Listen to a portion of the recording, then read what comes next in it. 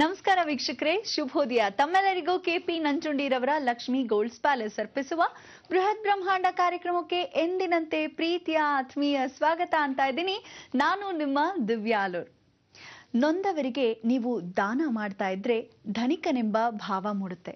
ಆದ್ರೆ ಎಷ್ಟೇ ಇದ್ರೂ ಇನ್ನಷ್ಟು ಬೇಕು, ಮತ್ತಷ್ಟು ಬೇಕು ಅಂತಿದ್ರೆ ಬಡವನೆಂಬ ಭಾವ ಮೂಡುತ್ತೆ ಅಂತ ಹೇಳ್ತಾ ಗುರೂಜಿಯವರನ್ನ ಕಾರ್ಯಕ್ರಮಕ್ಕೆ ಸ್ವಾಗತಿಸೋಣ. ಶ್ರೀಯುತರು ಶ್ರೀ ಸಂಪೂರ್ಣ ಸನಾತನ ಧರ್ಮ ಸಂರಕ್ಷಣಾ ಸಮಿತಿಯ ಸಂಸ್ಥಾಪಕರು ಹಾಗೂ ಶ್ರೀ ಸಂಪೂರ್ಣ ವರಮಹಾಲಕ್ಷ್ಮಿ ಮಹಾಸಂಸ್ಥಾನದ ವ್ಯವಸ್ಥಾಪಕ ನಿರ್ದೇಶಕರು, ನಮ್ಮೆಲ್ಲರ ಪ್ರೀತಿಯ ಗುರುಗಳು ಶ್ರೀ ನರೇಂದ್ರ ಬಾಬು ಶರ್ಮಾ ಗುರೂಜಿಯವರು. ಗುರುಜಿ ನಮಸ್ಕಾರ. ಬೃಹತ್ ಬ್ರಹ್ಮಾಂಡ ಕಾರ್ಯಕ್ರಮಕ್ಕೆ ಪ್ರೀತಿಯ ಸ್ವಾಗತ ಗುರುಜಿ. ನಮಸ್ಕಾರ ಗುರುಜಿ. ಗುರುವಾರ ಬಂತು ಅಂದ್ರೆ ನಾವ್ ಏನಾದ್ರೂ ಗುರುಗಳು ವಿಶೇಷ ಮಾಹಿತಿಯನ್ನ ನೀಡ್ತಾರೆ ಅಂತ ಯಾವಾಗ್ಲೂ ಕಾಯ್ತಾ ಇರ್ತೀವಿ. ಇವತ್ತೇನ್ ಹೇಳ್ತಿದ್ದೀರಾ? ಎಲ್ಲ ವೀಕ್ಷಕ ಬಾಂಧವರಿಗೆ ಪರಿಪೂರ್ಣವಾದ ಸ್ವಾಗತ, ಸುಸ್ವಾಗತ ನಮ್ಮ ನಿಮ್ಮೆಲ್ಲರ ಬ್ರಹ್ಮಾಂಡ ಲೋಕಕ್ಕೆ. ಇದೇನಪ್ಪ ವಿಶೇಷವಾಗಿ ಸ್ವಾಗತ ಮಾಡ್ತಾ ಇದ್ದಾರೆ ಅನ್ಕೊಂಡ್ರೆ, ಗುರುವಾರ ಸಾಧಾರಣವಾಗಿ ಸ್ವಾಗತ ಅಂತ ಹೇಳಿ ಸ್ವಲ್ಪ ಮಟ್ಟಕ್ಕಾದರೂ ಸ್ವಾಗತ ನೀಡ್ತಾನೆ ಇರ್ತೀವಿ. ಆದರೆ ಇವತ್ತು ಬಹಳ ಮುಖ್ಯವಾಗಿರತಕ್ಕಂಥ ಒಂದು ಸ್ವಾಗತ. ಜೀವನದಲ್ಲಿ ಯಾವುದಾದ್ರೂ ಒಂದು ಸ್ವಾಗತವನ್ನು ಮಾಡಬೇಕಾದ್ರೆ, ಜಗತ್ತಿಗೆ ನೀವೆಲ್ಲ ಕಾಲು ಇಡ್ತಾ ಇರಬೇಕಾದ್ರೆ ಬನ್ನಿ ಸ್ವಾಗತ ಅಂತ ಹೊಸ ಮಗುಗೆ ಸ್ವಾಗತವನ್ನು ಬಯಸ್ತೀವಿ. ಅದೇ ರೀತಿ ಹೋಗಿ ಬರ್ತೀರಾ, ಭಾಳ ಸಂತೋಷ ಅಂದಾಗ ಅವರಿಗೆ ಯಾವ ಕಾಲಕ್ಕೂ ದೊಡ್ಡವರಾದ ಮೇಲೆ, ಮದುವೆ ಆದ ಮೇಲೆ ಹೆಣ್ಣು ಮಕ್ಕಳಿಗೆ ಕಳಿಸಿದಾಗ ಹೋಗಿ ಬನ್ನಿ ಅಂತೀವಿ. ತದನಂತರ ಬರ್ತಕ್ಕಂಥ ಮತ್ತೆ ಸ್ವಾಗತ ಹೊಸ ಪೀಳಿಗೆಗೆ, ಹೊಸ ಮಗುಗೆ ಅಂಥೇಳಿ ಮೊಮ್ಮಕ್ಕಳ ಸಮಯದಲ್ಲಿ ಸ್ವಾಗತ ಅಂತೀವಿ. ಮತ್ತೆ ಆ ಸಮಯದಲ್ಲಿ ಮುಪ್ಪಿನ ವಯಸ್ಸಿಗೆ ಹೋಗಿ ಬರ್ತೀರಾ ಅಂತ ಹೇಳಿದಾಗ ಆ ಜೀವನ ಮುಗಿದು ಹೋಗೋ ಘಟನೆ ಬಂತು. ಇಂಥ ಒಂದು ಸಮಯದಲ್ಲಿ ಬರ್ತಾ ಹೋಗ್ತಾ ಜೀವನದಲ್ಲಿ ಪ್ರತಿಯೊಬ್ಬ ಮನುಷ್ಯನಿಗೂ, ಮನುಷ್ಯ ಜೀವನ ಜಾತಿಗೂ ಎಲ್ರಿಗೂ ಇರತಕ್ಕಂಥ ಅನುಗ್ರಹ ಏನು ಅಂದರೆ, ಆನೆಗೆ ಮತ್ತು ಮನುಷ್ಯನಿಗೆ ವಿಶೇಷವಾಗಿರ್ತಕ್ಕಂಥ ಅನುಗ್ರಹ, ಅನುಬಂಧ ಹೇಗೆ ಅಂದರೆ 120 ವರ್ಷಗಳು, 5 ಒಳಗೆ 5 ನಿಮಿಷ, 5 ಕ್ಷಣ, 5 ದಿನಗಳು, 5 ವಾರಗಳು, ಹಾಗೆ ಆ ಜೀವನ ಪೂರ್ತಿ ಇರತಕ್ಕಂಥ ಅಂಶವೇ 120 ಗಳಿಗೆ ಅಂತೇಳಿ. ಈ 120 ವರ್ಷಗಳ ಪರಿಪೂರ್ಣ ಅನುಗ್ರಹವನ್ನು ಪಡಿಬೋದಾ? ಮನುಷ್ಯ ಸಾಧ್ಯನಾ? ಅಂದರೆ ಕೆಲವರು 127 ವರ್ಷ ಬದುಕಿದ್ದ, 130 ವರ್ಷ, ಅದೆಲ್ಲ ಸುಳ್ಳು. ಯಾವ ಕಾಲಕ್ಕೂ 120 ಮೇಲೆ ಯಾವ ಮನುಷ್ಯನೋ ಜೀವನದಲ್ಲಿ ಬದುಕಕ್ಕೆ ಸಾಧ್ಯವೇ ಇಲ್ಲ. ಹಬ್ಬಬ್ಬಾ ಅಂದರೆ 19, 119 ಅಂತ ಎಲ್ಲೋ ರಷ್ಯಾ ಭಾಗದಲ್ಲೋ ಜಪನೀಸ್ ಭಾಗದಲ್ಲೋ ನಡೆಯುತ್ತೆ. ಅಥವಾ ಕೋಲ್ಡ್ ಪ್ರದೇಶ, ಅಂಟಾರ್ಟಿಕಾ, ಆರ್ಟಿಕ್ ದೇಶ. ಅಂದರೆ ಈ ಚಳಿನಲ್ಲಿ ಯಾತಕ್ಕೆ ಭಾಳ ಬದುಕ್ತಾರೆ ಅಂದರೆ ಆಯಾಸ ಆಗಲ್ಲ ನೋಡಿ. ನಮ್ಗೆ ಸ್ವಲ್ಪ ಮಟ್ಟಿಗೆ ಬಿಸಿ ಆದರೆ ಹಬ್ಬ ಎಷ್ಟು ಉಸಿರಾಡ್ತೀವಿ. ವೇಗವಾಗಿ ಉಸಿರಾಡೋದಾಗಲಿ, ಜಾಸ್ತಿ ಕೆಲಸ ಪಡೋದಾಗಲಿ, ಹೆಚ್ಚಿನ ಶ್ರಮವಾಗಲಿ ಏನಾಗುತ್ತೆ, ಜೀವನ ಹೊಟ್ಟೋಗ್ತಾ ಇರುತ್ತೆ, ಕಳೆದೋಗ್ತಾ ಇರುತ್ತೆ, ಎಲ್ಲ ಫಿಲ್ಟರ್ ಆಗೋಗ್ತಾ ಇರುತ್ತೆ. ಹಬ್ಬ ಸಾಕು ಅಂತ. ಆದರೆ ತಣ್ಣಗಿರೋ ಪ್ರದೇಶದಲ್ಲಿ ಯಾವ ಕಾಲಕ್ಕೂ ಯಾವ ವಾತಾವರಣನೂ ತಣ್ಣಗೆ ತಿಳಿಯಾಗಿರುತ್ತೆ. ಯಾಕೆಂದರೆ ಅವನಿಗೆ ಕೋಪ ಬರಲ್ಲ, ಯಾವ ಕಾಲಕ್ಕೂ ಕೋಪ ಬರೋಕ್ಕೆ ಅವಕಾಶ ಆಗಲ್ಲ. ಚಳಿ ನಡುಗ್ತಾ ಕೂತಿರ್ತಾನೆ, ಇನ್ನಷ್ಟು ವಿಶೇಷವಾಗಿ ಬೆಚ್ಚಗಿರೋಣ ಅಂತ ಪ್ರಯತ್ನ ಪಡ್ತಾನೆ. ಹಾಗೆ ಆದರೆ ಒಂದು ಜೀವನ ಈ ಬೆಚ್ಚಗಿರೋದು ಅಥವಾ ತಣ್ಣಗಾಗೋದು ಇದು ಯಾವಾಗ ಅಂದರೆ, ಸೂರ್ಯ ಬಂದಾಗ, ಸೂರ್ಯ ಪರಿಪೂರ್ಣ ಮುಳುಗಿದಾಗ. ರಾತ್ರಿ ಮತ್ತು ಹಗಲು ಅಂತ ಮಾತ್ರ ಅಂದ್ಕೊಂಡಿರ್ತಾರೆ.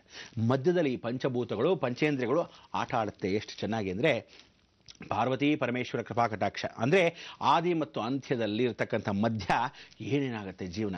ಈ ಆದಿ ಅಂತ್ಯದಲ್ಲಿ ಮಧ್ಯದಲ್ಲಿ ಇರ್ತಕ್ಕಂಥ ಜೀವನವೇ ಪಂಚೇಂದ್ರಿಯಗಳು, ಪಂಚಭೂತಗಳು. ಈ ಪಂಚಭೂತ ತತ್ವನ ಸೃಷ್ಟಿ ಮೂಲಕ್ಕೆ ಪರಮಾತ್ಮನೇ ಸ್ವತಃ ಮಾಡಿದ್ದಾನೆ. ಬಹಳ ವಿಶೇಷ. ನಾನು ಆದಿಯ ಸೃಷ್ಟಿಯ ಮೂಲ ಅಂತ ಹೇಳಿ ಜಗನ್ಮಾತೆ, ಅಂತ್ಯ ಮೂಲವೂ ಸಾಕ್ಷಾತ್ ಪರಮೇಶ್ವರ ಲಯಕರ್ತನು. ಮಧ್ಯೆ ಇರ್ತಕ್ಕಂಥದ್ದು ಮಾಯೆ.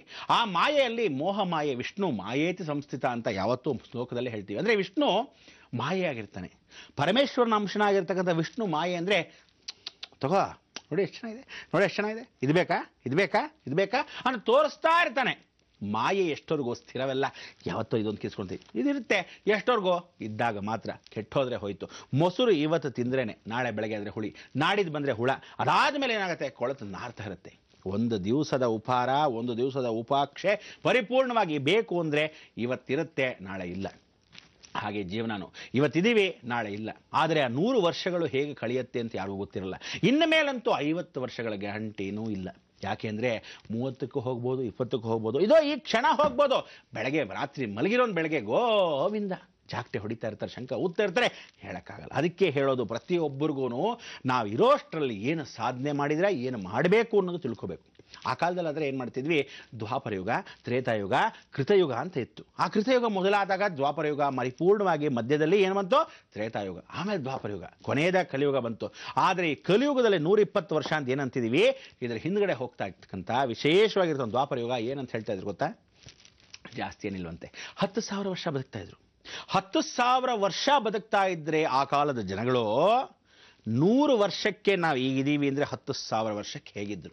ಅದಕ್ಕೆ ಹೇಳ್ತಾ ಇದ್ರು, ಅರ್ಜುನನ ವಿಶೇಷವಾಗಿ ಬೆಳವಣಿಗೆ ಬಂದು ಹೋಗ್ತಕ್ಕಂಥ ಜೀವನದಲ್ಲಿ ಅವನ ಬೆಳವಣಿಗೆ ಹೆಂಗಿತ್ತು ಗೊತ್ತಾ, ಜಾಸ್ತಿ ಇಲ್ಲ, 12 ಭುಕ್ತಿ 144 ಫೀಟ್. ಅರ್ಜುನ ಹೆಂಗಿದ್ದ, 240 ಅಡಿ ವಿಶೇಷವಾಗಿರ್ತಕ್ಕಂಥ ಭೀಮ, ಬಬ್ಬಾ 341 ಅಡಿ ಯಾರೋ ದುರ್ಯೋಧನ. ಹೀಗಿದ್ದಾಗ ಯಾವ ಕಾಲಕ್ಕೆ ಇಂಥ ಒಂದು ಸಾಧನೆಯ ಪಡಿಸ್ತಕ್ಕಂಥ ಬಂದು ಹೋಗೋ ಘಟನೆಗಳಲ್ಲಿ ಅಂಥ ಒಂದು ಮಹಾವೀರರಿದ್ರು.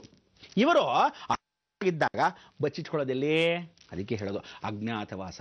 ವನವಾಸದಲ್ಲಿ 1 ವರ್ಷದ ಅಜ್ಞಾತವಾಸದ ಎಲ್ಲಿ ಬಚ್ಚಿಟ್ಕೊಳ್ಳೋ, ಇಷ್ಟು ದೊಡ್ಡ ದೇಹ ಹೇಳೋ, ಅಂಥ ದೊಡ್ಡ ಕಾಡಿತ್ತು, ಅಂಥ ದೊಡ್ಡ ಪ್ರಾಣಿಗಳಿತ್ತು, ಅಂಥ ದಟ್ಟವಾದ ಕಾಡಲ್ಲಿ ಇದ್ರು. ಅಂದರೆ ಒಂದೊಂದು ಕಾಲಾಯ ತಸ್ಮೇ ನಮಃ ಅಂತ 10,000 ವರ್ಷಗಳಿಗೆ ದ್ವಾಪರ ಯುಗದಲ್ಲಿ, 1,00,000 ವರ್ಷ ತ್ರೇತಾಯುಗ. ರಾಮನ ಕಾಲದಲ್ಲಿ ಜಾಸ್ತಿ ಏನಿರಲ್ಲಪ್ಪ, ಆ ರಾಮನ ಕಾಲದಲ್ಲಿ ರಾವಣ ಇದ್ದಿದ್ದು 2,000 ಅಡಿ. ಆ 2,000 ಅಡಿನಲ್ಲಿ 10 ಅವತಾರಗಳಿದ್ದಾಗೆ 10 ತಲೆಗಳು. ರಾಮ ಇಲ್ಲಿಂದ ಬಾಣ ಬಿಡಬೇಕು, ಏಕೋಬಿರಾಮ 121 ಫೀಟು. ರಾಮ ಎಷ್ಟು ಚೆನ್ನಾಗಿ ಬಾಣ ಬಿಟ್ರೆ ಆ 2,000 ಅಡಿ ರಾವಣ ಸಾಯ್ಬೇಕಾದ್ರೆ ಎಷ್ಟು ಕಷ್ಟ ಇತ್ತು.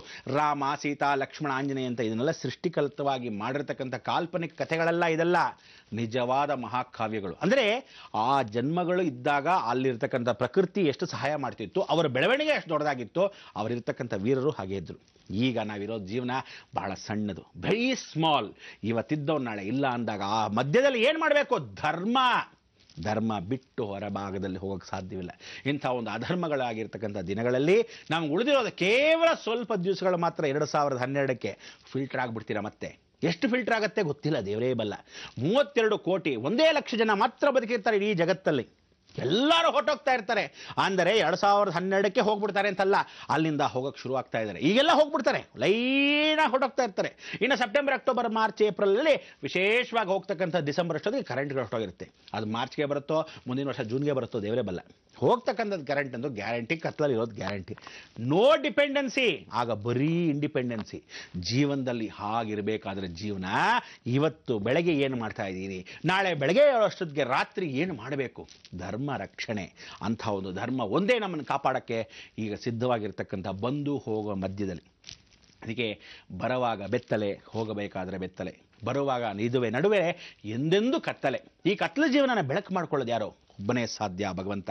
ಇಂಥ ಒಂದು ಭಗವಂತನಿಗೆ, ಆ ಗುರು ಅನುಗ್ರಹಕ್ಕೆ 42 ಗುರುಗಳ ಒಂದು ಪರಿಚಯ ನಿಮ್ಮನ್ನು ಮಾಡಿಕೊಡ್ತೀನಿ. ಆ 42 ಗುರುಗಳು ಇವತ್ತು ಜೀವಂತವಾಗಿದ್ದಾರೆ. ಅಂದ್ರೇನೋ, ಇವ್ರು ಯಾರಿಗೂ ಸಾವಿಲ್ಲ, ಆದರೆ ಅಷ್ಟೂ ಶಕ್ತಿಗಳು ಇವತ್ತಿಗೂ ಜೀವಂತವಾಗಿ ಹಿಮಾಲಯದ ಸತ್ವದಲ್ಲಿದೆ. ಅಂದರೆ 1111 ಜನ ಏನು ಋಷಿ ಮುನಿಗಳಿದ್ದಾರೆ, ಅದರ ನಡುವೆ ಇರ್ತಕ್ಕಂಥ 42 ಜನ ಮಹನೀಯರು ನಿಮ್ಮೆಲ್ಲರಿಗೂ ಕಿರು ಪರಿಚಯ.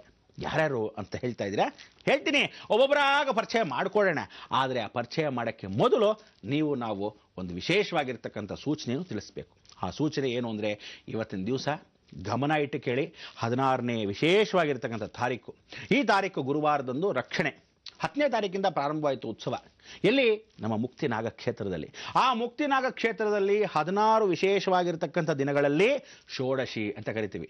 19ನೇ ತಾರೀಕುವರೆಗೂ, ಈ 19ನೇ ತಾರೀಕುವರೆಗೂ ರಥೋತ್ಸವದಿಂದ ಹಿಡಿದು ಕಾಳಸರ್ಪ ದೋಷಗಳ ನಿವೃತ್ತಿ ಮಾಡತಕ್ಕಂಥ ಸರ್ಪ ಸಂಸ್ಕಾರದವರೆಗೂ ವಿಶೇಷವಾಗಿ ಒಂದೇ ರೀತಿಯಾದ ಆಚರಣೆಗಳು. ಒಂದು ದಿವಸ ಒಂದೊಂದು ಹೋಮ, ಒಂದು ದಿವಸ ಒಂದೊಂದು ಹವನ, ಒಂದೊಂದು ದೇವಸ್ಥಾನ ಸ್ಮರಣೆ. ಇವತ್ತು ಎಷ್ಟು ವಿಶೇಷ ಅಂದರೆ, ಗುರುವಾರ ಸುಬ್ರಹ್ಮಣ್ಯ ಅನುಗ್ರಹವನ್ನು ಪಡಿಬೇಕು.